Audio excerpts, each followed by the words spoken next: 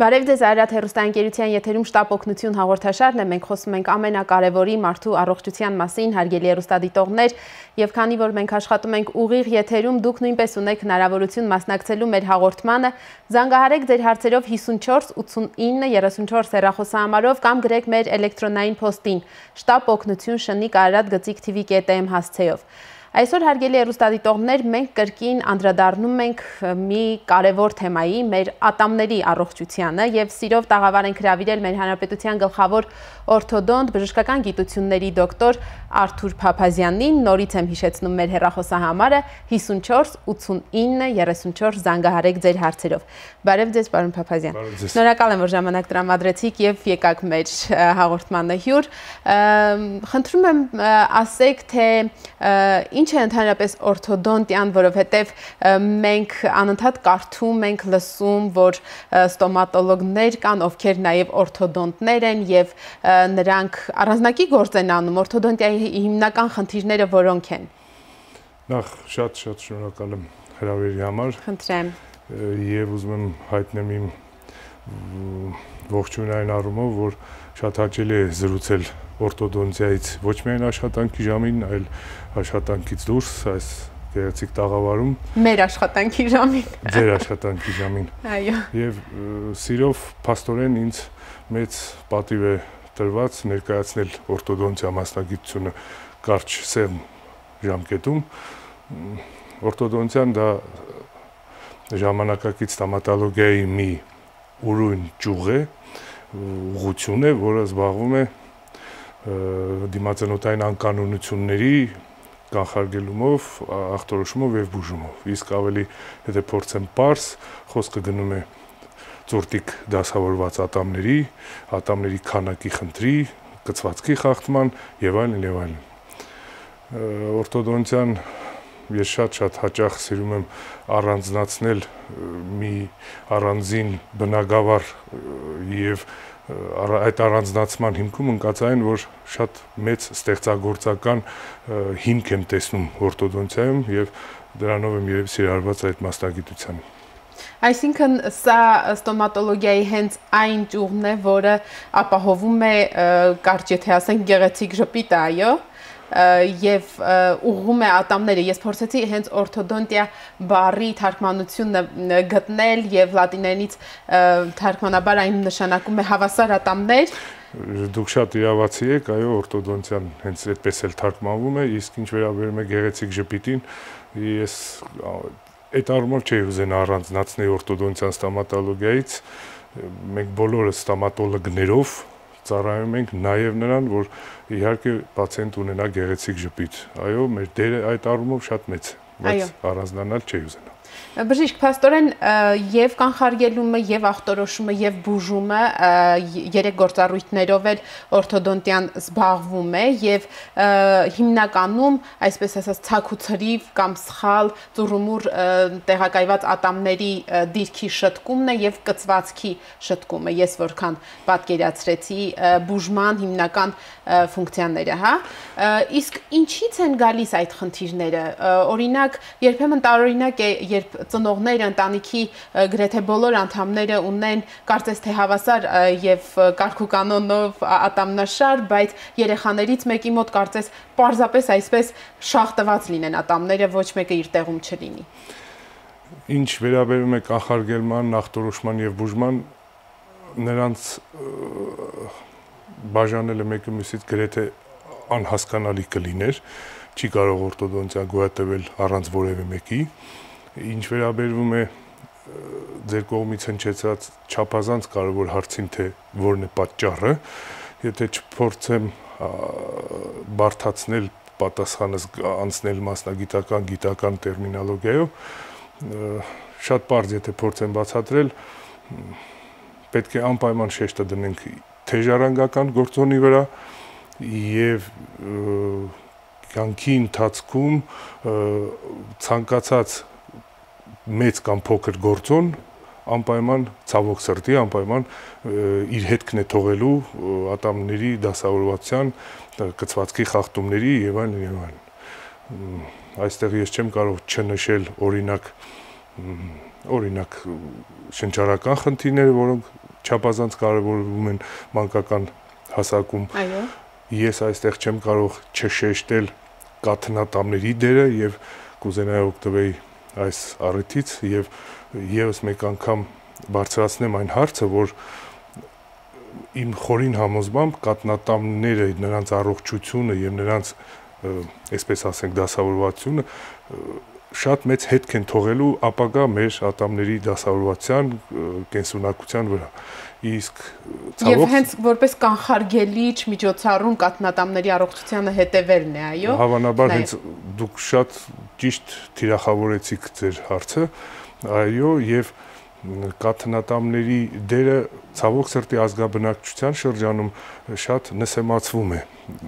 ենթադրելով, որ նրանք ժամանակավոր են եւ շատ շուտով կորցնելու են եւ չարժի այն ուշադրությունը դարձնել, որին մենք կոչ ենք անում։ Այո։ Շատ կան գիտական աշխատություններ, որոնք իսկապես ապացուցում են, որ չնչին խնդիրը կաթնատամների շրջանում, սկսված կաթնատամների կարիես, վաղաժամ կաթնատամի կորուստ, շատ լուրջ հետք են թողնում, ցավալի հետք են թողնում այդ բարդ համակարգի զարգացման վրա։ Այո, այսինքն եթե ես մասնագետ չլինելով այսպես պատկերացրի, հա, եթե շուտ կաթնատամները հեռացվում են կամ պարզապես ինքնաբերաբար ինչ որ խնդիրների, հա, առողջական խնդիրների, կարիեսի կամ մեկ այլ խնդրի պատճառով իրենք իրենց հեռանում են, ընկնում են, հա, եւ այդ ատամի տեղը այդպես փոքր էլ մնում է, ես ճիշտ եմ պատկերացնում, եւ այդտեղ աճող արդեն հասուն ատամները տեղ չեն ունենում։ Հրաշալի եք տրամաբանում, կաթնատամի վաղաժամ կորուստը հենց գոնե այդ խնդրին է բերելու, որ կաթնատամը իր ներկայությամբ ապահովում է ոչ միայն այդ տարածքի անփոփոխ լինելը, այլ նաև կաթնատամը իր ներկայությամբ ապահովում է այդ հատվածի զարգացումը։ Եսի նկատի ունեմ թե ոսկրային հյուսվածքի, թե մկանային, թե տարբեր այլ ֆունկցիաներ, եւ կաթնատամի վաղաժամ կորուստը կբերի գոնե այդ եղած տարածքի առավել եւս կորուստի, իսկ էլ չեմ խոսում, թե ինչպիսի ֆունկցիոնալ լուրջ խնդիրներ կառաջանան այդ կաթնատամի վաղաժամ կորուստից։ Հավանաբար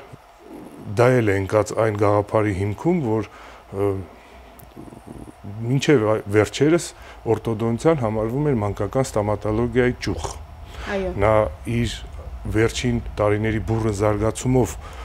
կարծում եմ առանձնացել է մանկական ստոմատոլոգիայից, բայց առանց մանկական ստոմատոլոգի հետ համագործակցելու օրտոդոնտիան նույնպես գրեթե անհնար է պատկերացնել։ Հասկանալի է։ Խնդրում եմ ասեք, բժիշկ Փափազյան, թե ինչ միջոցներով է հիմնականում օրթոդոնտիան լուծում այդ խնդիրները։ Մեզ շատ ծանոթ են այդ բրեկետներ կոչվածը, նախ դրանք հենց բրեկետներ են անվանվում, թե հայերեն կա նաև այլ տարբերակ, իհարկե հեռուստադիտողներից շատերը հենց այդպես էլ ճանաչում են, եւ բացի դրանցից էլի կան ինչ որ գործիքներ, հա, սարքավորումներ, որոնց միջոցով այդ խառնաշփոթը բերանի խոռոչում կարգավորվում է։ Ինչ վերաբերում է խառնաշփոթին, այո, ես շատ հաճախ եմ այդ համակարգը նմանեցնում մի շատ բարդ կառուցվածք ունեցող մի համակարգի, ընդունենք շարժիչի, եւ այնտեղ ցանկացած մի փոքրիկ մասնիկի մաշվածություն, շեղվածություն անպայման կբերի այդ համակարգի ոչ լիարժեք աշխատանքի։ Իսկ ինչ վերաբերում է ինչ միջոցով, ապա ես կփորձեի այստեղ մի քիչ փիլիսոփայորեն պատասխանել, իմ կարծիքով ամենահզոր միջոցը դա մասնագետի գիտելիքներն են եւ հմտություններն են։ Փաստորեն ձեր կողմից հնչեցված բրեկետներ կամ այլ տիպի սարքեր անվանենք, դրանք ընդամենը միջոց են այդ մասնագետի ոսկի ձեռքերում եւ այստեղ մասնագետը ինքը պետք է կարողանա շատ ճիշտ կողմնորոշվել ժամանակակից առաջարկների պայմաններում, թե որ միջոցը կիրառի այս կամ այն պաթոլոգիայի կամ այս կամ այն պացիենտի, որտեղ պացիենտի անձը նույնպես տեղ շատ լուրջ դեր է խաղալու, սկսած հոգեբանական կողմից, վերջացրած ինչ խոսքը նաև պարտաճանաչության եւ օրինակ վճարանակության տեսանկյունից։ Այո։ Եվ այսպես, եթե ավելի առարկայականորեն պատասխանեմ, կստացվի, որ մեր միջոցները դրանք օրտոդոնտիկ սարքավորումներն են, որոնք հազարավոր են եւ բրեկետ կոչեցյալը ընդամենը մեկ մասնավոր միջոց է այդ բազմության մեջ։ Այլ բան է, որ այն ունի այդ համակարգը, բրեկետ համակարգը ավելի գրագետ կլինի անվանել, ունի իր չափազանց մեծ առավելությունները, ինչ խոսք ունի նաև բացական կողմեր, եթե համեմատեմ այլ սարքերի միջոցների միջև, եւ ել եմ կրկնում, պետք է ժամանակակից օրտոդոնտը ունակ լինի շատ ճշգրիտ տարանջատել այս կամ այն դեպքը ինչ միջոցով շտկել։ Եվ ես շատ հաճախ եմ պացիենտներից բացատրելիս, երբ որ սարքը հանկարծ բրեկետ չի, ապա գտնում եմ, որ շատ կարևոր է պացիենտին բացատրել, թե ինչու իր մոտ ենթադրենք բուժում անցեկացում մեկ այլ բնույթի սարքով, իսկ իր դասարանցու մոտ օրինակ բրեկետ համակարգով։ Այստեղ խնդիրը ոչ թե իմ քմահաճույքն է, այլ կոնկրետ անկանոնությունը եւ ըստեղից էլ բխող ընտրությունը։ Այդ գործիքներից, սարքերից մի քանիսի անունները նույնպես կհնչեցնեք, որպեսզի պատկերացնենք ինչի մասին է խոսքը։ Վախենում եմ թուրիմացիան մեջ ավելի մասնագիտական, այո, որտեղ այդ անվանումները պոպուլյար չեն, հանրամատչելի չեն, այո, կան շատ խելամիտ միջոցներ, աշխարհահռչակ հեղինակների կողմից առաջարկված այդ կոնցեպցիաները նույնպես մեզ շատ լավ հայտնի են, բայց կարծում եմ ոչ մի բան չի ասի մեր հեռուստադիտողին այդ անվանումները։ Այո, պոպուլյար են բրեկետները, որովհետև ամենաշատը հենց դրանք են կիրառվում։ Ինչ խոսք նրանք էլ հենց շատ են կիրառվում։ Դա ես դա բացական տեսանկյունից չեմ ասում, դա փաստում եմ, բայց ելի եմ ասում, որ մենք օրտոդոնտները շատ ավելի հզոր ենք եւ երբ որ մեզ ցավոք սրտի երբեմն նմանեցնում են բրեկետ սոսնձող մասնագետի, ինչ խոսք մենք այդպիսի հարցեր հաճախ ենք լսում,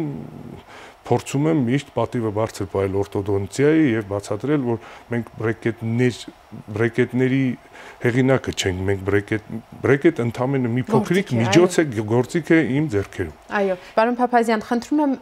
ներկայացնենք հենց բրեկետները, ինչ են դրանք, ինչ նյութից են պատրաստված եւ ինչ տեսակների կարող են լինել։ Տեսակները միայն նյութից ելնելով են առանձնանում, թե հնարավոր է նաեւ իրենց ֆունկցիոնալ նշանակությամբ դասակարգվեն։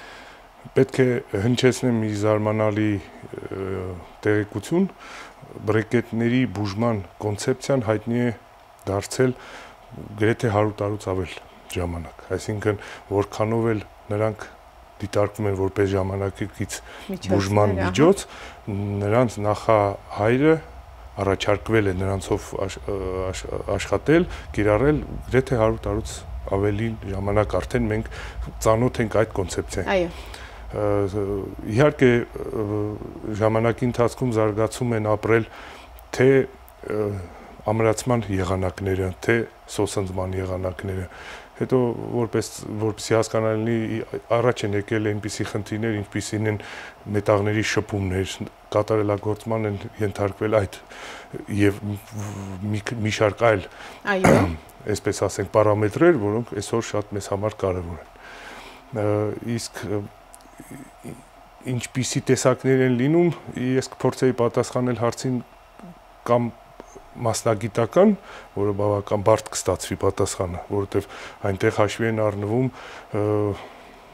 այնպիսի գաղափարներ, ինչպիսիք են դրվել այս կամ այն հեղինակի կողմից այս կոնցեպցիայի ավելի հանրամատչելի, եթե կանոնադասական։ Օրինակ, բոլորը մետաղներից են, նույն տիպի մետաղից են, թե ոչ։ Այդ համակարգի մեջ փաստորեն իմ պատկերացմամբ մտնում են եւ առանձին այդ սոսնձվող մասնիկները, եւ սոսինձը իր տեսակով, եւ դրանք միացնող լարը, ճիշտ եմ պատկերացնում։ Հավանաբար մեր պացիենտներին պետք է հետաքրքրի ինչ նյութից են պատրաստված, այստեղ նյութը էական է այն առումով, որ նյութերի տեսակներ կան, որոնք գրեթե դարձնում են բրեկետ համակարգը գրեթե անտեսանելի, ինչը անշուշտ այսօրվա ժամանակակից երիտասարդին կարող է հետաքրքրել, եւ հակառակ, երբ որ նյութը այնպիսին է, որ բրեկետները ունեն մետաղական սարքավորման տեսք, որը ես անշուշտ չի ուզենա ստեղ շեշտել դա որպես բացական կողմ, սա զուտ նախասիրության խնդիր է,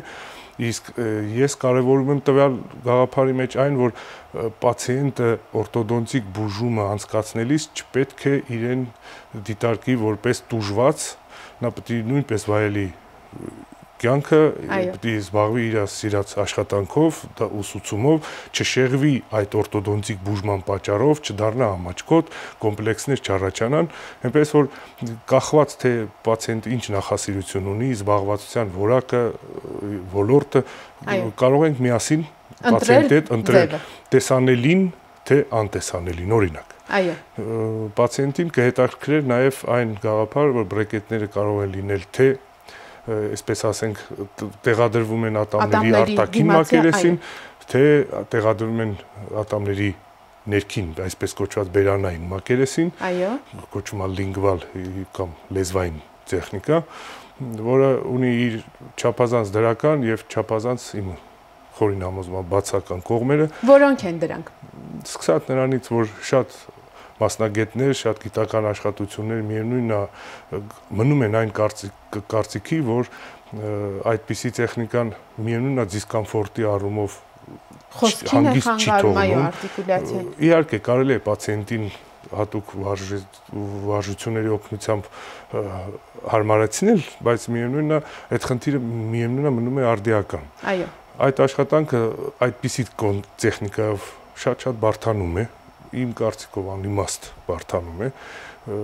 ինչ խոսք նյութատար է դարձնում, ինչ խոսք ծախսատար է դարձնում։ Եվ ավելի շատ ջանքեր են հավանաբար պահանջվում, որովհետև ներսից տեղադրել ավելի Եվ պացիենտի կողմից, եւ բուժ անձնակազմի կողմից, այդ ամենը իր դերն է խաղալու ընտրության առումով։ Բժիշկ, իսկ այդ ընտրությունը կատարվում է ելնելով պացիենտի ախտորոշումից, հա, ատամնաշարի, թե նաև միայն ցանկությունն է, որ դեր է կատարում։ Օրինակ, եթե ատամները դեպի ներս են ավելի շատ հա ծռված, այդ դեպքում մեխանիկորեն պետք է նրանց ներսից դեպի դուրս հրել, թե Ես հասկացա ձեր հարցը եւ փորձեմ այսպես սկսել իմ պատասխանը։ Վերջերս ես մասնակցում եմ մի գիտական ֆորումի, որտեղ զեկուցում է եւ շնորհավորեցի եւս մեկ անգամ մեզ օրտոդոնտներից այն առումով, որ այսպես կոչված դեմոկրատիայի հիմունքները ներխուժել են նաև օրտոդոնտիա ասպարեզ, այն առումով, որ մենք պետք է իմ կարծիքով պարտավոր ենք նույնիսկ պացիենտին նույնպես դարձնել այդ ընտրության շատ կարևոր մասնակից։ Նորից վերադառնամ նրան, որ պացիենտը ոչ թե պետք է տանջվի այդ բուժման ձեռքը, այլ ինքը պետք է իմ խորին համոզմամբ պետք է հաճույքել ստանա։ Թե տեսանելի կամ անտեսանելի տեսանկյունից, արդյունքը իր հերթին, բայց ընթացքը միգուցե մեզ պետք է եւս մեկ անգամ հեռուստադիտողին հիշեցնել, որ օրտոդոնտիկ բուժումը նաև յուրահատուկ է այն առումով, որ նա շատ երկարատև է։ Արդյունքները ավելանում են շաբաթ առ շաբաթ, ամիս առ ամիս, բայց ոգեշնչող աստիճանի նրանք կարող են ոչ շուտ լինել եւ պացիենտը պետք է այդքանին պատրաստ լինի, նա պետք է նորից մասում չպետք է դա դիտարկի որպես տանջալի աշխատանք։ Բայց իհարկե բժիշկ, քանի որ պացիենտը չի երբևէ ասենք թե կրել բրեկետային այդ համակարգը, ինքն էլ առանձնակի մեծ պատկերացումներ չունի, ասենք եթե ներսից է դրված ավելի շատ կխանգարի, թե եթե դրսից չոր մտածելով, այո, հնարավոր է ներսից ավելի շատ խանգարի, բայց գուցե իրեն հենց պետք է այդ ներսից տեղադրված է։ Հրաշալի եք տրամաբանում, հրաշալի հարց եք բարձրացնում, անպայման պացիենտի հետ զրույցը շատ լուրջ դեր է խաղալու մեր բուժման գործում։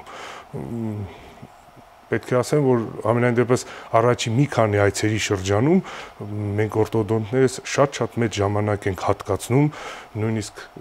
ունենք հատուկ կահավորված սրահներ, հատուկ նկարներով, հատուկ համակարգչային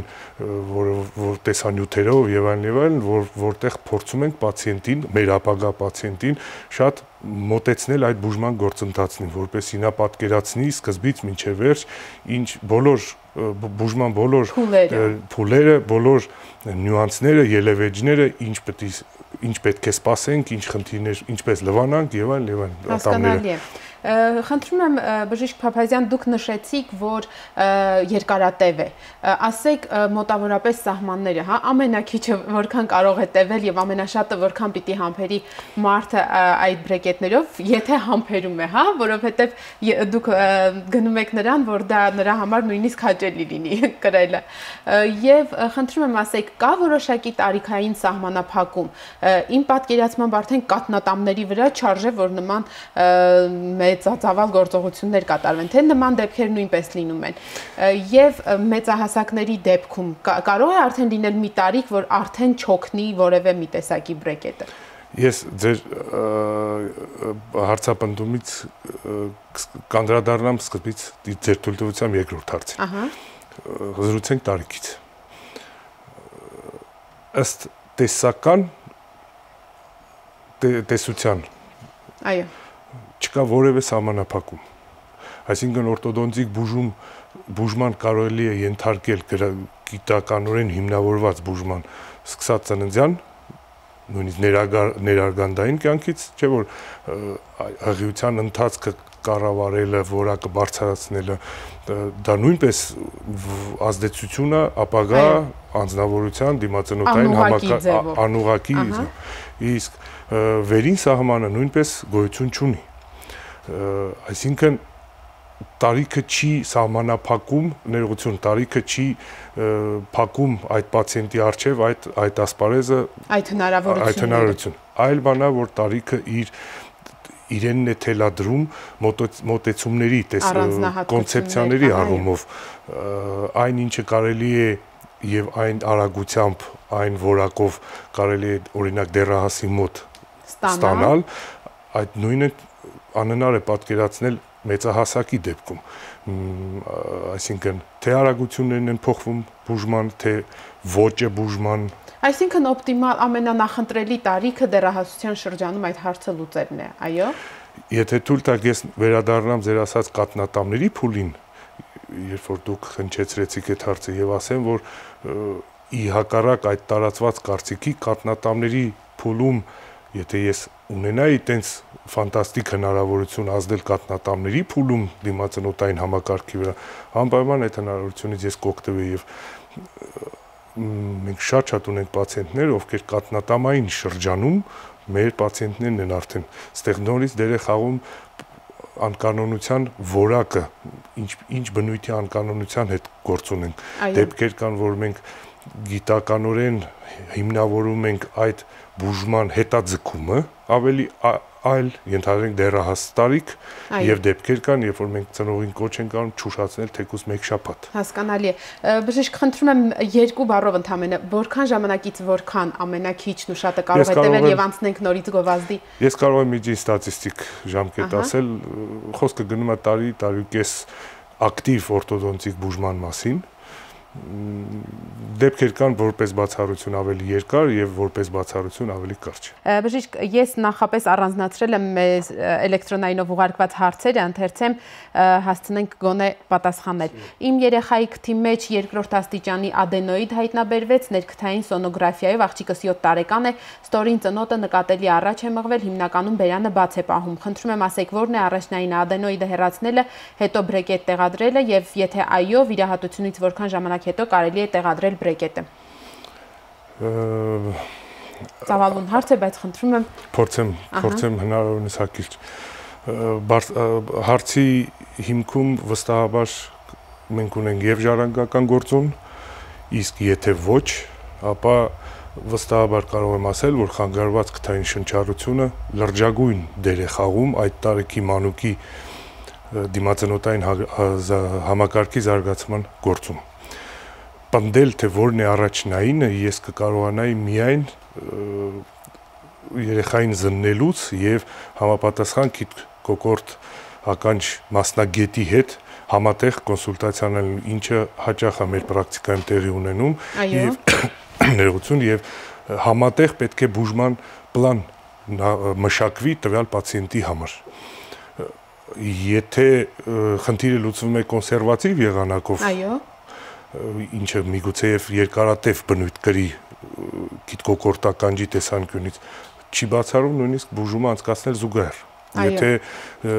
նա նշել է վիրահատություն։ Եթե վիրահատական, ապա բնական է որոշում կայացնելու մեր լոր գոլեգան գործընկերը, հետո կարելի է անպայման անապահ անցնել արդեն բուժման, օրթոդոնտիկ բուժման հարցերով զբաղվել։ Ընդ որում որևէ սահմանափակում չկա վիրահատությունից որքան ժամանակ անց, եթե քիթկոկորտ ականջ մասնագետը ինքը որևէ տեսանկյուն չհայտնի տվյալ պացիենտի տեսանկյունից։ Այսինքն հնարավոր է նաև սկզբից դուք ձեր գործն անեք, հետո նոր երեխան գնա վիրահատության կամ միայն այն պարագայում, եթե լոր միջամտությունը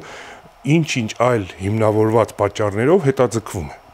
Հասկանալի է։ Կարելի է այդպես էլ անել։ Այո, հուսամ լսեց մեր հեռուստադիտողը պատասխանը։ Երկրորդ հարցը, ասում է, խնդրում եմ ասեք, ճիշտ է միայն գիշերային հագցնովի հանովի բրեկետ դնելը, թե անպայման պետք է ուղղող բրեկետ հագնել, հետո նոր անցնել ֆիքսմանը։ Ես երրորդ կուրսի ուսանող եմ, ֆինանսապես չէի կարող ուղղող բրեկետներին համաձայնվել, բժիշկն առաջարկեց միայն ֆիքսողը, բայց ես անկեղծ ասած չեմ տեսնում տարբերություն։ Ի նկատի ունի չի տեսնում տարբերություն արդյունքի առումով հավանաբար։ Հա, այստեղ մենք էլի գալիս ենք մեր հաղորդման սկզբում հնչեցրած հարցերին, երբ որ ասեցինք, որ բրեկետները դա մասնավոր մի միջոց են մեր ձեռքերում։ Դրանց այդպիսի նմանատիպ այլ բազմաթիվ սարքեր կան։ Սակայն ամեն սարքը ունի, կրկնում եմ, դրական եւ բացական կողմերը։ Այդ տեսանկյունից իհարկե ամենաօպտիմալը կարծես թե բրեկետներն են։ Հիմա այն առաջարկը, որ արվել է պացիենտին, թե բուժենք այլ միջոցով, որը իմ կարծիքով ստեղ թույլտվություն կա ոչ թե ֆիքսող սարքով են բուժում, այլ ֆիքսող ասելով, պացիենտը ի նկատի ունի այդ շարժական սարքերը, որոնք նա կարող է ժամանակավոր օրվա ընթացքում կրել։ Այո, գրել է հագցնովի հանովի։ Այո, դրանք կոչվում են շարժական սարքավորումներ, պացիենտը ունի հնարավորություն օրվա ընթացքում որոշ ժամերի հանել, որոշ ժամերի կրել, իհարկե այդ ամենը բժիշկի ցուցումով պետք է լինի, ոչ թե կմահաճույքով, բայց ամբողջ ցավը հենց նա է, որ որակյալ ատամների տեղաշարժ, որակյալ արդյունք, բազմակողմանի արդյունք, ես ի նկատի ունեմ թե վերին, թե ստորին ծնոտ ոսկրերի, թե վերին եւ ստորին ծնոտների ատամնաշարերի փոխհարաբերությունը մեզ կապահովեն նման դեպքում պացիենտը երրորդ կուրս էր նշում։ Իհարկե բրեկետ համակարգը այնպես որ անձամբ ես նման դեպքերում միշտ հրաժարվում եմ աշխատել, որտեղ միևնույնն է պացիենտը դժգոհ է լինելու։ Ես ինքս եմ տեսնում իմ արած աշխատանքի մեջ ոչ գրագիտություն։ Հասկանալի է։ Բժիշկ, մեր ժամանակը սպառվեց, շատ շնորհակալ եմ հետաքրքիր զրույցի համար, բայց եւ իմ հարցերը, եւ հեռուստադիտողներից մի քանիսի հարցերը, եւ նաեւ զանգեր ունենք մնացին, ներողություն եմ խնդրում հեռուստադիտողներից, հուսամ դուք մեկ անգամ էլ ժամանակ կտրամադրեք, մենք կանդրադառնանք նաեւ այն կարևոր կանոններին, որ պետք է պահեն արդեն բրեկետներ կրող մարդիկ, որպեսզի գործը ապարդյուն չլինի եւ ջուրը չթափվի, հա, այդ խանջանքը։ Այսօրվա համար շնորհակալություն, հարգելի հեռուստադիտողներ, հիշեցնեմ մեր տաղավարում էր գլխավոր օրթոդոնտ Հանրապետության Արթուր Փափազյանը, մենք խոսում էինք բրեկետների մասին եւ բժշկի խոսքից ուղղակի հիշեցնեմ, որ առողջ եւ գեղեցիկ ատամնաշար ունենալու համար պետք է մտածել նախ կաթնատամների առողջության մասին եւ եթե ձեր փոքրիկի կաթնատամներից որևէ մեկը, նույնիսկ մի փոքր անգամ աննշան թվացող վնասվում է կամ խնդրի առջև է կանգնում, պետք չէ դա անտեսել եւ մտածել կաթնատամ է կընկնի, հենց այստեղից են գալիս նաեւ հետագա խնդիրները։ Այսօրվա համար այսքանն էինք նախատեսել, հանդիպելու ենք վաղը մեր նույն ժամին, առողջ եղեք։